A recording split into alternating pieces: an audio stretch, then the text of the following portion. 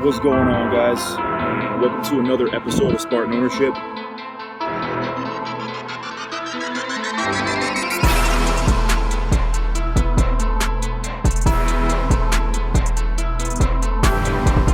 Today I'm shooting this beautiful video in Miami, in front of this city building over here, and I chose this location for a very specific reason, and it has to do with the fact that this right here is mastery. This right here is craftsmanship. The man standing right there is the man who developed much of this part of the city. And notice what he's holding in his hand. It isn't a phone, guys. It's a scroll or a map of some sort with his plan of how he's going to develop the city. That's what he's holding. Now, let's imagine that this man was alive today. Chances are what he'd be holding in his hand would either be his or his phone. And none of those two things contribute to the greatness that you now see in front of you. The work of people dedicated to mastery of their craft, of architecture, of building, of construction, engineering, and how all these disciplines combined to create a work of beauty. Now, this isn't the most beautiful building in the world. Think of the other works that exist. Think of the pyramids. Think of the Taj Mahal. Think of the Colosseums and the stadiums in ancient Rome, the Great Wall of China, the Eiffel Tower. The list goes on. The thousands of castles all across Europe, varying in magnificence, the churches, the temples. That is the work of mastery, of concentration, of dedication, and of sacrifice. And I want to help you guys get on that level. And my invite to you to help you get on that level would be to make a sacrifice. Make a sacrifice. And the sacrifice I'm talking about is your smartphone. And I'm going to get into more videos about different ways to control technology in your life. But in this video specifically, I want to talk about smartphones and how to mitigate the downsides of having a smartphone on you all the time. This right here is what I currently use for the majority of my time when I'm by myself, with people, at work, whatever. Yes, people know that I have this phone, and I also have a smartphone. I just don't usually have it on me. I keep it leashed, as Elliot Hulse talks about.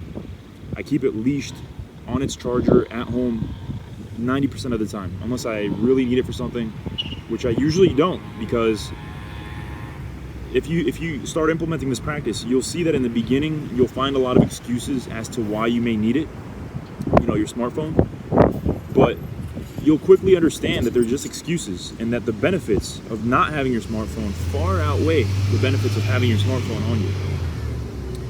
I've been doing this practice for a bit over a year now, and it has yielded me tremendous results, and I will probably never go back to it unless I can truly mitigate the effects of smartphone availability on me. Essentially, what has my experience been like? Well, I'll tell you. I used to have a driving job, which is when I first started this process experimentation. And, I'd be out for long stretches of time, 8, 10, 12 hours, doing deliveries and things like that. And, you would think that having a smartphone on you would be like the ultimate diversion. And you might even rationalize it because it has, Kindle and audiobooks and all this kind of stuff. So yeah, for a long time, I used the GPS thing as an excuse. But the truth is, you could just buy a GPS, like a Garmin, which is exactly what I did. And I used it for some pretty important deliveries.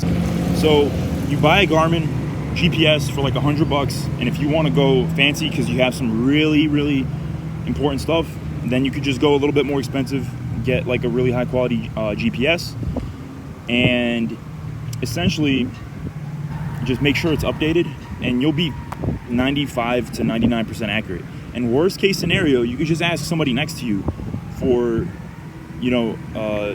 coordinates from their smartphone. if needed. And smartphones aren't always fucking right anyway. So there's that too. So there goes that excuse. But yeah, so this all originally came from the idea that we spend way too much time consuming, and not enough creating. And I was going crazy. I was wondering, why the fuck am I not creating at the level I want to create? And the reason is that I don't give myself enough time to be bored and to actually go deep inside my own mind. Because there's too many good reasons not to. There's too many easy fucking ways not to. So, like magic, when I cut out the smartphone, all of a sudden, now when I'm bored, I'm more likely to create something.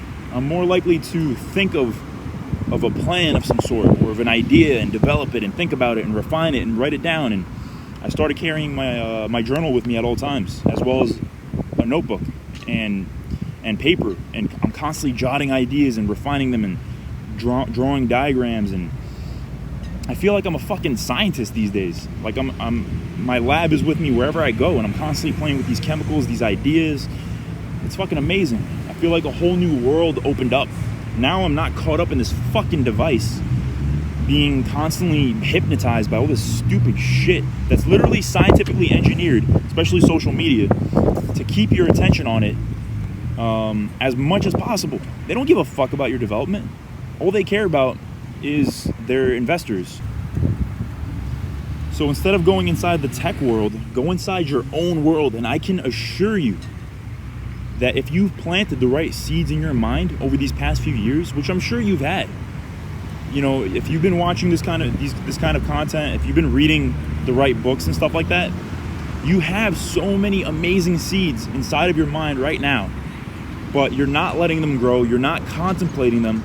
You're not letting them flourish through conscious attention and just, what's the word for this? It's like when you kind of like mix dough, you know, and you kind of have to tenderize it, and that's what you have to do to these ideas in your mind, you know. So, and it's like fucking magic. There's been so many times where I'll go out with my flip phone, I'll feel a lot of resistance towards it at first, because it's so tempting to have that music with you, or to have those audiobooks with you, or whatever. And like for the first hour, 2 hours, sometimes even longer, my mind will feel like cloudy, and like maybe I'll have like a bunch of negative bullshit thoughts, and you know, I'll be craving that instant gratification, that stimulation. And then like fucking magic, it's like I break through all that. I go beyond it. And when I go beyond it, all of a sudden, I'm back in control again. It's like we spend most of our days just caught up in this cesspool of shit, thinking and emotions and remembering past events and anxiety and stuff. And not having your smartphone on you helps you like climb out of that cesspool, see it from a fucking distance. Like imagine you're standing on top of the roof of that building right there, and you're looking down. And then eventually, when you're in a higher perspective, you can then begin to shift how you're looking at your own mind. And then you can start to kind of refine it, kind of like tinker with it, and then you sort of like recalibrate your own mind, essentially. And you can recalibrate it in all the areas of your life.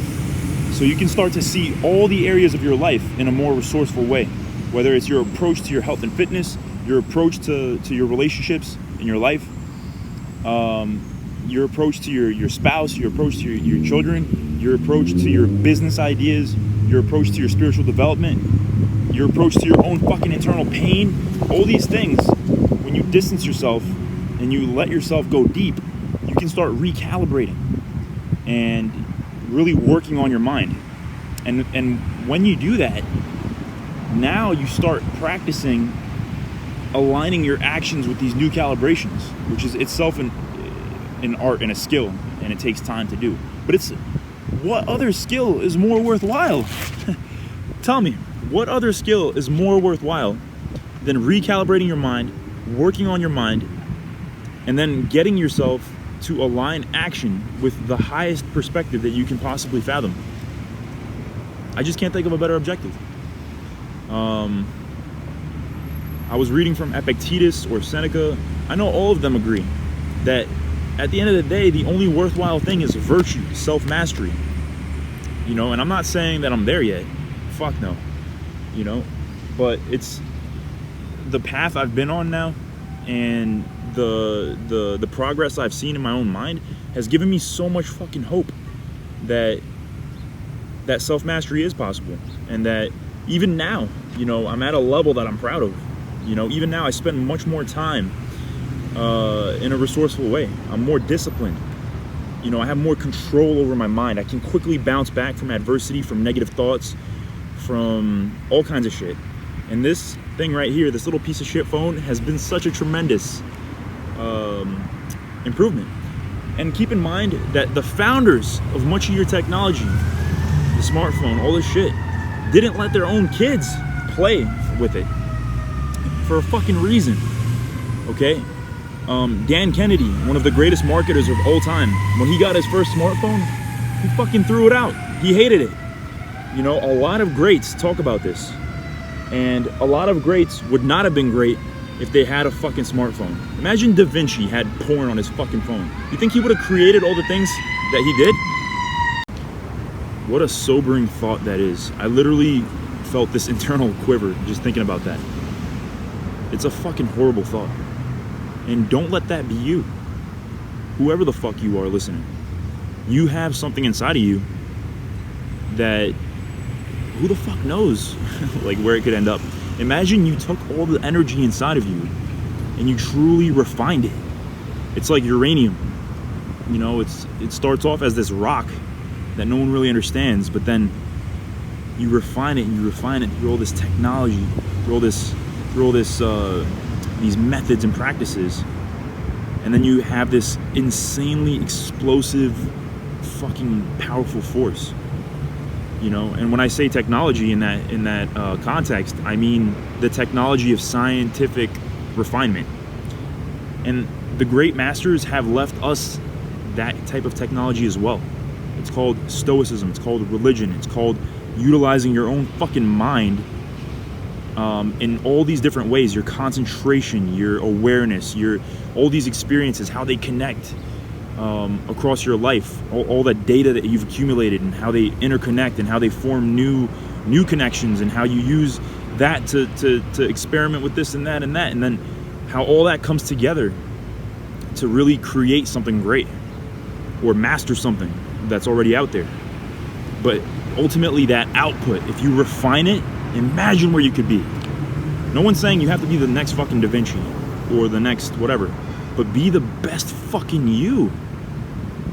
How would you look totally refined? So here's the rules. If you're ready to make this transition into the opposite gender, no, I'm kidding. If you're ready to make this transition, this is what you do. Buy a fucking flip phone. No exceptions. It has to be an analog, whatever, basic phone.